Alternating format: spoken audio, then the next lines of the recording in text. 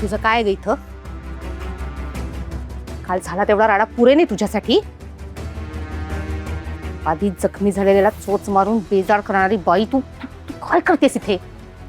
साहेब ही तीच आहे, मी सांगितलं होतं ना तुमका, ही आणि हिची फॅमिली हयच राहतात. हा उद्या ते मोहिनी आणि मुकुंदचं लग्न सुद्धा होईल. तिला साधं आणि नॉर्मल आयुष्य जगायचंय. सर प्लीज तिला जगू द्या ना. कशाला उगाच तुमच्या खेळामध्ये तिला ओढताय? न्यूज आहे मुख त्या कार्टूनची लग्न करणार आहे ती. अरे आज बघितलंस ना मांडवात, आई फरफटत ओढत घेऊन गेली त्याला. एक शब्दही बोलू शकला नाही. कसला करतोय मोहिनीची लग्न. काय आहे बंटी, ज्या दिवशी मोहिनी मला नडली ना त्या दिवशी ती सामान्य नाही राहिली. त्या कार्टूनशी तर काय लग्न होऊ देत नाही मी. बिचाऱ्या मोहिनीला त्रास द्यायला कुठल्याही तऱ्हेला जाईल हा सुपरस्टार.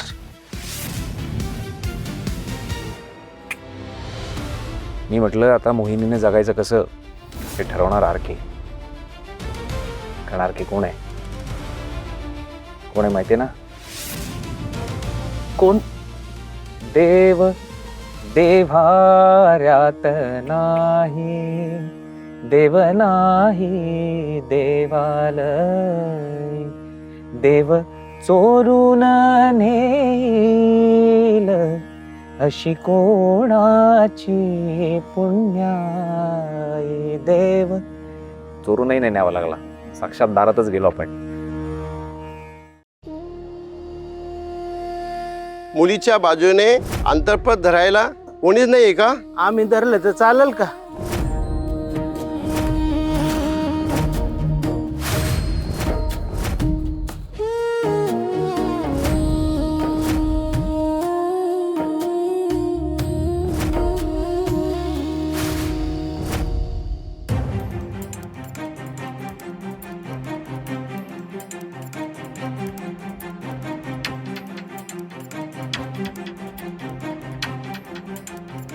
मोहिनी काय ग हे? मोहिनी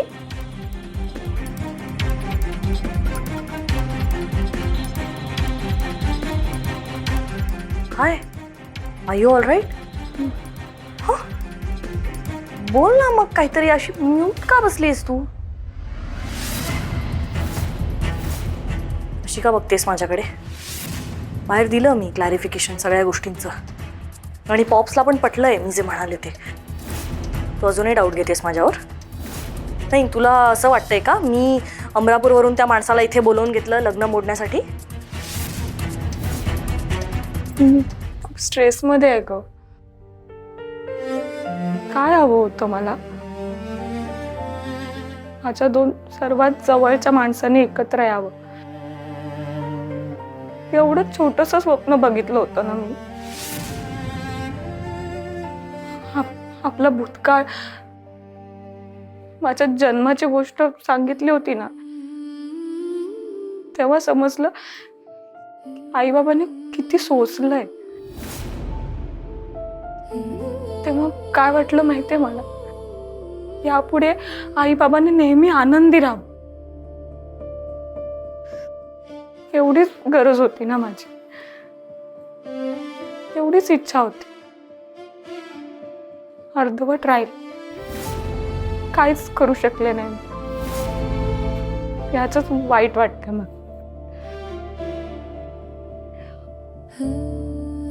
तू उगाच वेगळा अर्थ काढू नकोस. मोहिनी चिअर अप ना यार. हे बघ, एवढं काही झालेलं नाहीये. Big deal. You know what was the best part? RK was so heroic. त्याने आपल्या सगळ्यांना वाचवलंय. मला तर वाटलं होतं काहीतरी खूप भयंकर घडेल, पण आरकेने तुझा जीव वाचवलाय. कळतंय तुला? You should be happy about it, grateful about it. RK सरांनी आपला जीव वाचवला यापेक्षा जन्मदात्याने आपल्यावर गन रोखली हे जास्त त्रासदायक आहे. आता तरी तुला पटलं ना प्रतापराव किती नालायक माणूस आहे ते. आपल्याला संपवायला काहीही करू शकतो. तू त्याला बाबा म्हणत होतीस. स्वतःला बदल आता आधी. त्या माणसाशी परत कुठलंही नातं जोडण्याची चूक करू नकोस.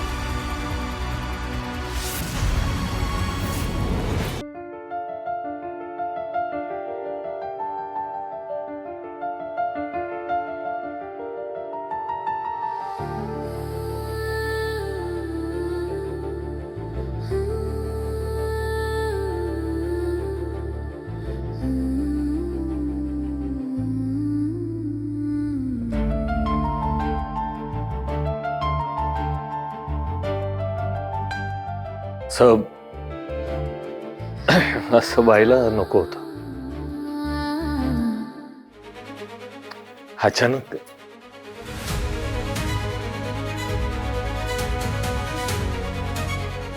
लग्नही झालं नाही, पैसाही वाया गेला आणि आपल्या मोहिनीची मेहनतही वाया गेली. आपल्याला जर का आधीच माहित असतं की हे सगळं असं होणार आहे तर. शालू, अशी का असलेस?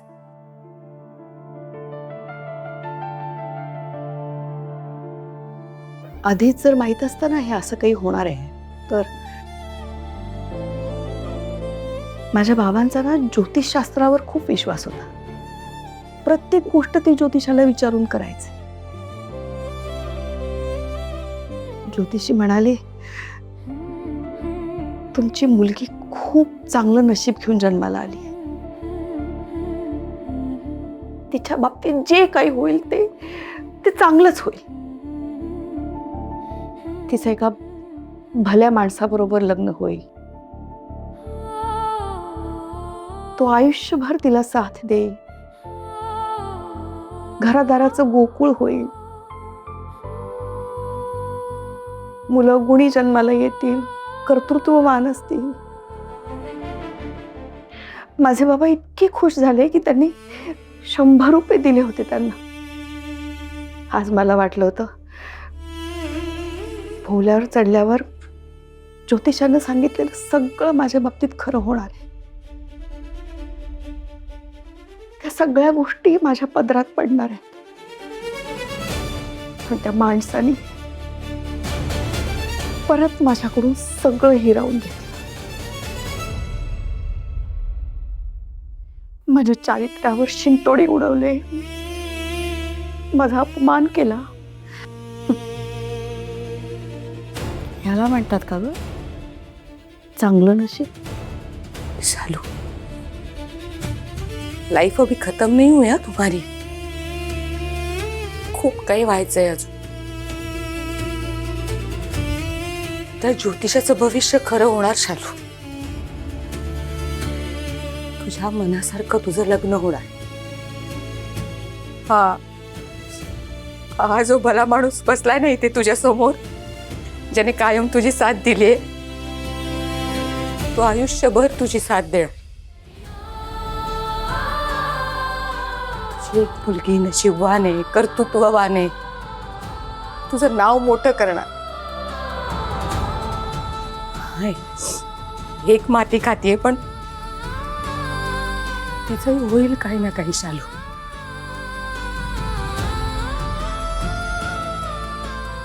चांगलं होईल शालू. सगळं ठीक होईल. फक्त हा प्रतापराव आहे ना, त्याने एकदा तुला डिवोर्स देऊ दे. बघ त्या दिवसापासून तुझं नशीब बदलेल शालू. तुझ्या बाबांनी जरा 5-25 रुपये जास्त दिले असते ना त्या ज्योतिषाला, तर त्याने हेही सांगितलं असतं की तुला तुझ्या जीवाभावाची एक मैत्रीण मिळेल, पिंकी नावाची.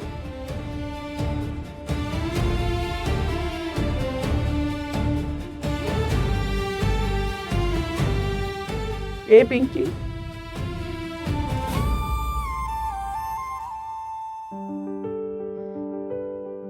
हे सगळं ज्योतिषाने सांगायची काय गरज आहे?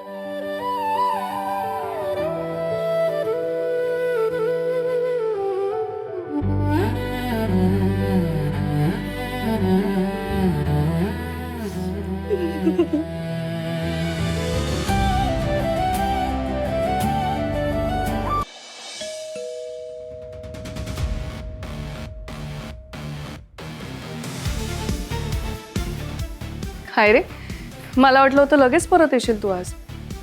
बरं मला हे सांग, गिफ्ट नेलं होतंस का त्यांच्यासाठी? आणि लग्न कसं झालं? आणि तुलाही घरी परत यायला बराच उशीर झाला आज. का रे? ज्या मुलीला डिस्ट्रॉय करायची स्वप्न बघतोयस, तिच्या घरी तिच्या घरच्या फंक्शनमध्ये 4 तास थांबला होतास तू. तुझे सांगतोयस आणि जे करतोयस ह्यात जमीन आसमानाचा फरक आहे राघव. तिच्या प्रेमात वगैरे पडलायस का?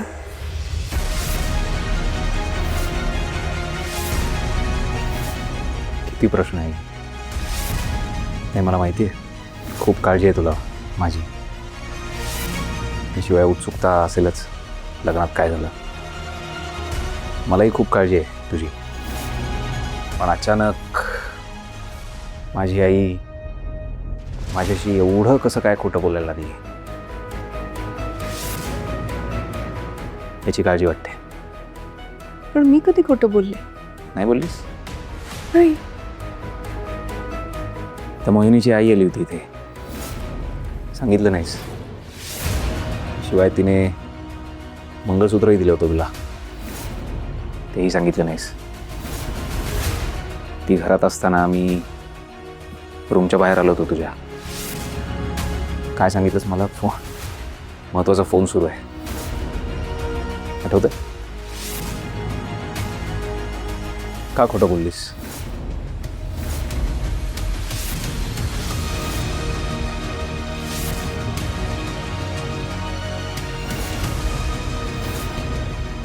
मी विचारलं आहे काहीतरी, खोटं का बोललीस? याला खोटं बोलणं म्हणत नाहीत, ह्याला गोष्ट लपवून ठेवणं म्हणतात. आणि कधी कधी दुसऱ्याच्या भल्यासाठी हे करावं लागतं. अच्छा, ते मंगळसूत्र प्रतापरावला देण्यामध्ये कोणाचं काय भलं आहे? एक्सप्लेन. कोण प्रतापराव? प्रतापराव नरसिंग, मोहिनी आणि कार्तिकी यांचा खरा बाप. आपल्याकडे येऊन गेला होता, हेही अर्थात सांगितलं नव्हतंच मला. आठवलं? तेवढं महत्त्वाचं वाटलं नाही मला ते. आणि मला भेटायला अनेक जण आहेत, प्रत्येकाबद्दल कुठे सांगत बसू तुला? अग्रीड. पण काय, माझा कन्सर्न तो नाहीच आहे. माझा कन्सर्न हा आहे की ते मंगळसूत्र जे मोहिनीच्या आईने तुला दिलं होतं ते प्रतापरावकडे पोचलं कसं? ते मंगळसूत्र घेऊन प्रतापराव आज लग्नात आला होता, गोंधळ घालायला. म्हणून विचारतोय, का खोटं बोललीस आई?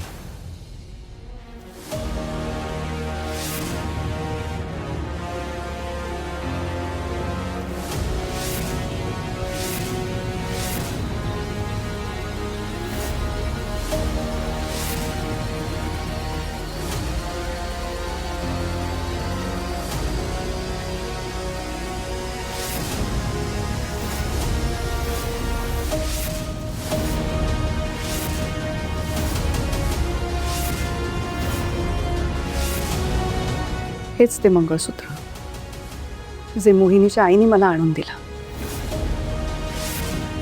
प्रतापरावच्या हातातलं मंगळसूत्र पुन्हा इथे?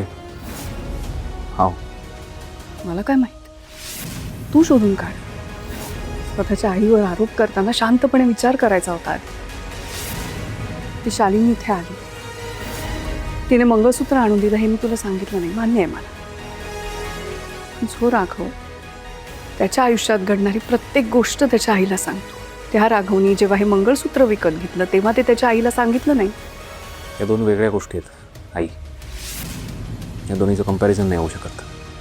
नाहीच होऊ शकत, कारण तू जे केलंस ना ते मोहिनीला इम्प्रेस करण्यासाठी केलंस, आणि मी जे केलं ते तुला प्रोटेक्ट करण्यासाठी केलंय.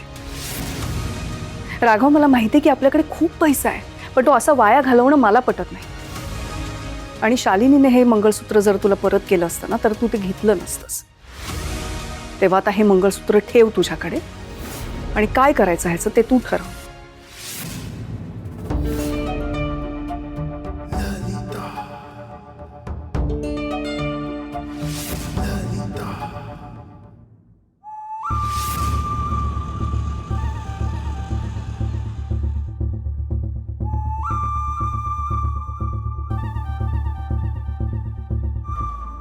थँक्यू मंजुळाबाई निरोप झाडल्याबद्दल. आता जातो लग्नात, चांगली वरात काढतो आमच्या लाडक्या मिशी. नुसती वरात नका काढू, गिफ्ट सुद्धा द्या. गिफ्ट? मंगळसूत्र आहे, काम झालं की मला परत आणून द्यायचं. बरं बाबा, येतो परत आणून.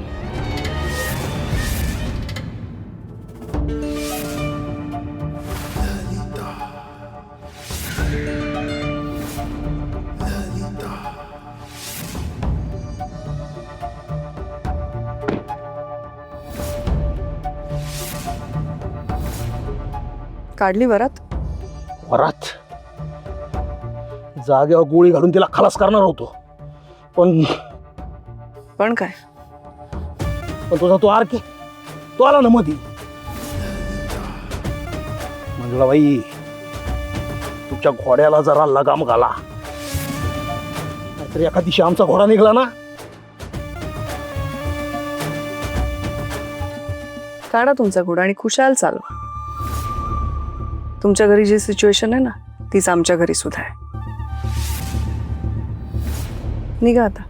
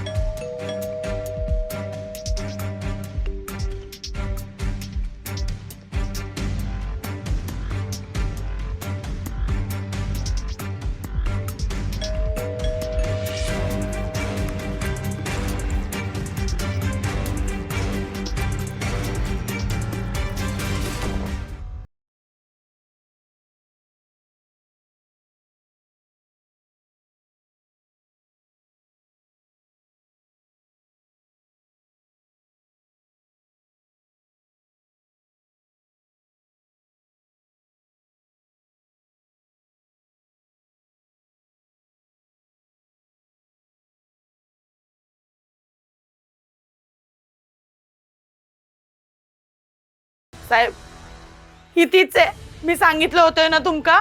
ही आणि हिची फॅमिली हयच राहतात. हा,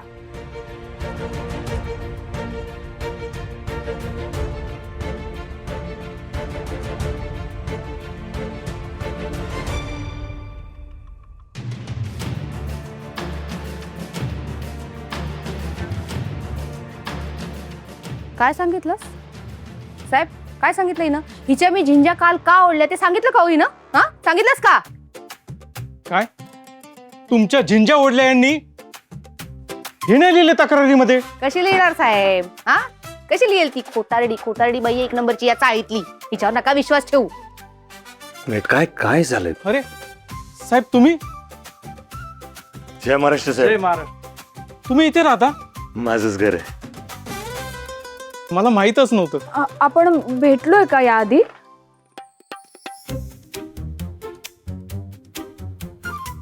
ताई बऱ्याच मोठ्या झाल्या आता, विसरले आम्हाला. ताई तुम्हाला आठवत नाही का पोलीस स्टेशन मध्ये तुम्ही आल्या होत्या आर के सरांच्या घरी त्या मुलीने. हा ते ऍक्च्युली तिच्या डोक्यातून गेलं असेल हो.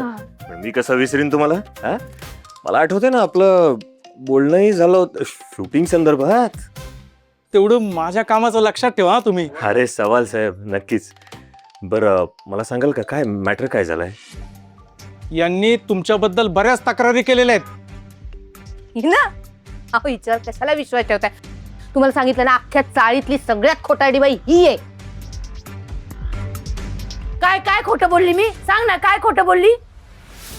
या माणसांमुळे आहे ना आमच्या चाळीमध्ये गुंडासारखा एक पॉलिटिशियन माणूस आला होता. अशी अशी बंदूक काढली सगळ्यांसमोर. अहो रेम्या डोक्याचा माणूस होता हो. गोळी झाडली असती एखाद्यावर मग. आणि बंदुकीचा धाक दाखवून दरोडा बिरोडा टाकला असता मग. अहो लहान लहान पोरं बाळत वा आमच्या घरामध्ये. त्यांका काय झालं असतं म्हणजे. काही झालं नसतं त्यांका. अहो तो आला होता माणूस. ही म्हणते ते खरं आहे. तो माणूस आला होता पण त्यानं कुणाला काहीच केलं नाही. केलं का काही? नाही म्हणजे आता काय खरोखर करायची वाट बघायची होती का काय आम्ही? तुमका ना सवय असतात अशी राडो घालूची. आमका ना या साहेब तुम्हाला म्हणून सांगते याच घरातल्या बाईने अख्ख्या घरावर रॉकेल टाकून घर जाळायचा प्रयत्न केला होता. आता आमच्या आजूबाजूला घर येत नाही ते आमची वस्ती जळली असती मग. हो साहेब ही लोक जवानपोरीला घराबाहेर काय काढतात तिला कोंडूनच काय ठेवतात. आणि हा माणूस 22 वर्ष एका बाई बरोबर लग्न न करता राहतोय. हे स्वप्न का? आम्हाला नको असली माणसं आमच्या चाळीमध्ये. सी